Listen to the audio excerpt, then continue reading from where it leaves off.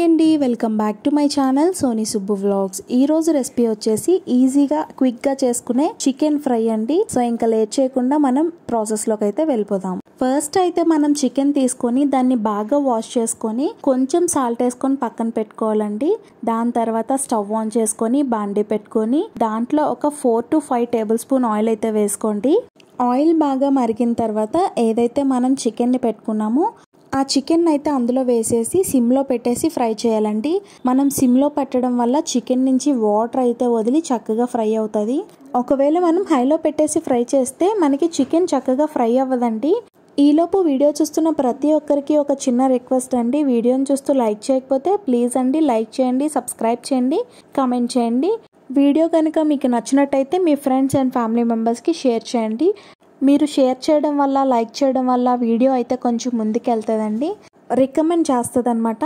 So ఇప్పుడు మనం chicken ఇలాగా ఫ్రై చేసుకునేటప్పుడు లిడ్ క్లోజ్ చేసుకొని అయితే సిమ్లో పెట్టేసి వదిలేద్దాము. అలా మనకు కొంచెం కొంచెంగా వాటర్ వదులుతూ చికెన్ అయితే చక్కగా ఫ్రై అవుతుంది.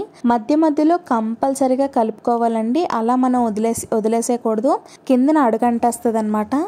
ఎప్పుడైనా మనం చికెన్ ఫ్రై చేసుకోవాలనుకుంటే కంపల్సరీగా కొంచెం దల్సరిగా ఉండే బాండీయే వాడుకోవాలండి. నాన్ స్టిక్లు కానీ లేదంటే ఇలాగా కొంచెం తొందరగా మాడిపోయే పెనాలు కానీ పెట్టుకోకూడదు. కొంచెం దల్సరి పెనాలే వాడుకోవాలి. అప్పుడే మనకి తొందరగా మాడదనమాట, కిందన అడుగు అంటదు. సో ఇప్పుడు మనకి చికెన్ కొంచెం ఫ్రై అయిపోయింది, వదిలిన వాటర్ అంతా ఇంకిపోయింది. ఆ చికెన్లో ఇప్పుడు మనం సన్నగా తరుక్కున్న ఉల్లిపాయ ముక్కలను అయితే వేసేయాలండి. కొంచెం ఎక్కువగానే వేసుకోండి, టేస్ట్ అయితే చాలా బాగుంటుంది. ఉల్లిపాయ ముక్కలను వేసుకొని సిమ్లో పెట్టుకొని నెమ్మదిగా ఫ్రై చేసుకోవాలి. హైలో మాత్రం అస్సలు పెట్టొద్దండి, ఉల్లిపాయ కొంచెం తొందరగా మాడిపోతుంది అనమాట. ఉల్లిపాయ నుంచి కూడా వాటర్ వదులుతుంది కదా, ఆ వాటర్తో కూడా మంచిగా వేగుతుంది చికెన్ అయితే, ఉడుకుతుంది చికెన్ అయితే. అప్పుడు చాలా టేస్టీగా ఉంటుంది. ఉల్లిపాయ మెల్లగా ఫ్రై అయ్యి గోల్డెన్ బ్రౌన్ వచ్చేంత వరకు ఫ్రై చేసుకోవాలండి. ఉల్లిపాయ ఫ్రై అయిన తర్వాత దాంట్లో 1 టేబుల్ స్పూన్ అల్లం వెల్లుల్లి పేస్ట్. మీకు ఎంత కారం కావాలో, ఎంత స్పైసీ తింటారో అంత కారం అయితే వేసుకోండి. పచ్చికారం వేసుకోండి. దాంట్లో మీకు రుచికి సరిపడినంత సాల్ట్ కూడా వేసుకొని బాగా ఫ్రై చేసుకోవాలి.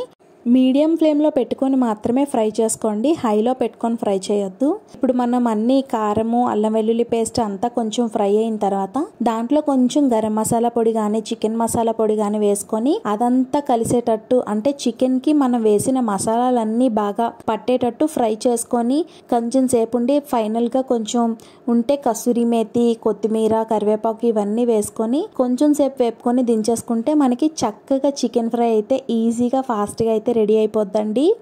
ఓ పెద్ద హడావిడి లేకుండా, మసాలాలు రుబ్బే పని లేకుండా అన్నీ రెడీమేడ్గా ఉండే వాటితోనైతే చికెన్ ఫ్రై చేసేసామండి. సో మీకు చూడడానికి ఎలా అనిపించిందో కమెంట్ బాక్స్లో కమెంట్ చేయండి. చాలా టేస్టీగా ఉంటుంది అనమాట. స్పైసీగా చాలా బాగుందండి చికెన్ అయితే నోటికి. దీనికి కాంబినేషన్గా రసం చేసుకొని, అన్నంలో ఎక్కువ రసం వేసుకొని ఒక ముద్ద తీసుకొని దాంట్లో చికెన్ ముక్క పెట్టుకొని నోట్లో పెట్టుకుంటే ఆహా స్వర్గం అండి, అంత టేస్టీగా ఉందన్నమాట. సో ఇంకా లేట్ చేయకుండా మీరు కూడా ట్రై చేసి ఎలా వచ్చిందో కమెంట్ బాక్స్లో కమెంట్ చేసేయండి. ఇంకా వీడియోని చూస్తూ లైక్ చేయకపోతే please do like, share and subscribe. నా వీడియోస్ చూస్తున్నాను సపోర్ట్ చేస్తున్న వాళ్ళందరికీ చాలా చాలా థ్యాంక్స్ అండి. మన ఛానల్లో ఇలాంటి రెసిపీస్ అయితే చాలా ఉన్నాయన్నమాట. మంచి మంచి స్నాక్ రెసిపీస్, బిర్యానీస్, ఫ్రైస్ ఇలాంటివి చాలా ఉన్నాయి. సో అవి కూడా ట్రై చేసి ఎలా వచ్చిందో కమెంట్ బాక్స్లో కమెంట్ చేసేయండి. నెక్స్ట్ మీకే రెసిపీ కావాలో కమెంట్ బాక్స్లో అడిగేయండి, చేసేద్దాం. Bye bye.